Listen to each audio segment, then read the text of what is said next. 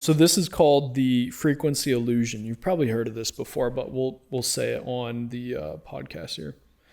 So it's called noticing the red car. So basically what this means is, let's say you're on a high rise and you're looking down at an interstate and you see 1,000 cars in front of you. Mm-hmm. There's white, black, gray, red, blue, all these different colors of cars. Mm-hmm. And there's a psychological thing that happens when, let's say your focus is you're going to focus in on the red car. And when you set your mind to focus on the red car, you automatically see more red cars than you thought there were before. Right. And you think it's a point where you think there's actually more red cars on the road than there are any other color. Mm-hmm. And it says, once your awareness of red cars increases, your brain actively looks for evidence that confirms this new focus, making you feel as though there are suddenly more red cars on the road.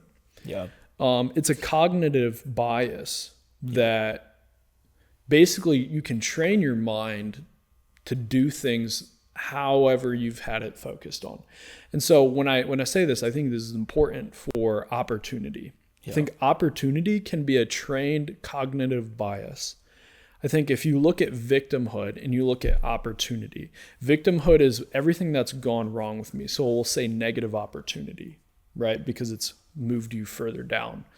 And then you have optimism, which is positive reinforcement on opportunity. I think that is a red car solution. I literally think if you focus on the victim side of things, if you focus on every bad opportunity that's happened, mm-hmm. you will find more bad opportunities. Yeah. And if you take this same cognitive training and you sit down and you realign your mind to opportunity in a positive way, you will find more opportunity. And I know this to be incredibly true with us as we're going forth with this company. There's tons of stuff that have gone wrong. I mean, we don't shy away from it. We talk about the 2 roaster fires we've had, the motherboard that we fried on our biggest machine on day 1. We talk about the financial, I guess, qualms we go through being a really lean young startup. But all of those, even though they've happened to us, they haven't been a focal point.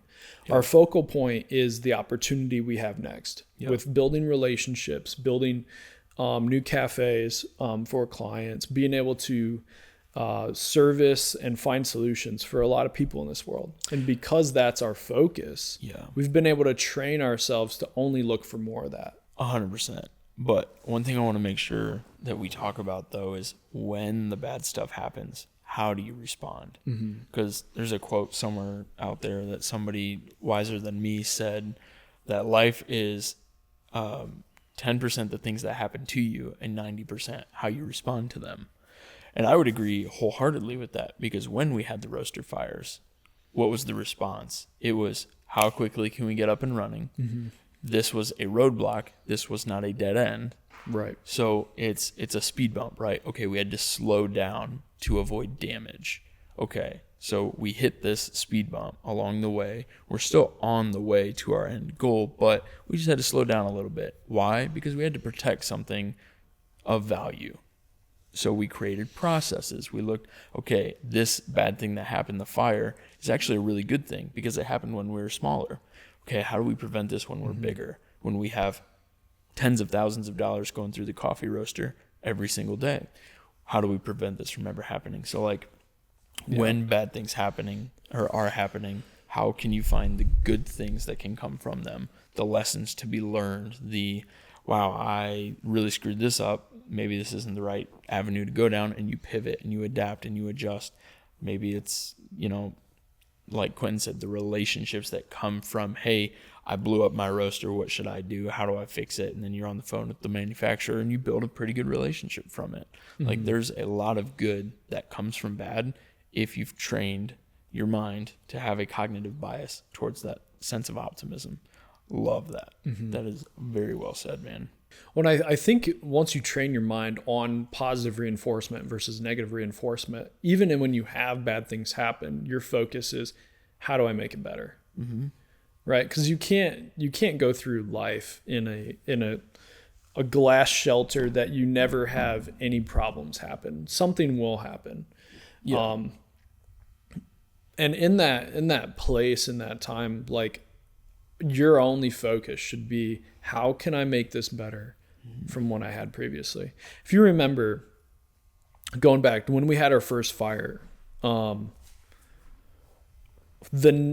only did we have it up and running 12 hours later, 24 hours later, we rearranged the entire operation afterwards because we understood we had an efficiency issue. Yep. Right. And not only did we have like a maintenance log, but we also had an efficiency issue that we needed to fix to then grow more. Because we had to clear out the whole room, and we're like, how do we rebuild better? Right.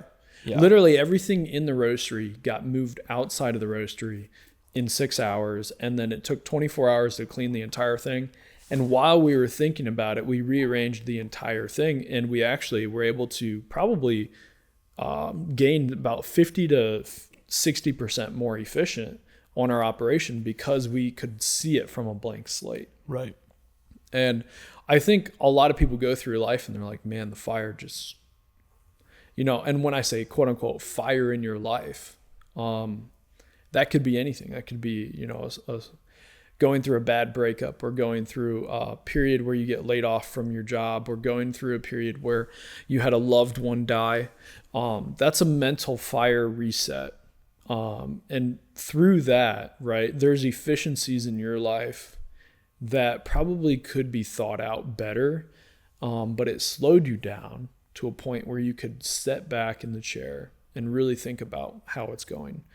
And you need to constantly train your mind to see it through an optimism lens. You cannot focus on the negative, and it's, like I said, it's a poison. You will literally just degrade everything in your life by what you choose to focus on.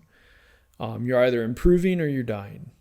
And so I think it's really, really, really important to go through hard times with a good perspective as well as the good times.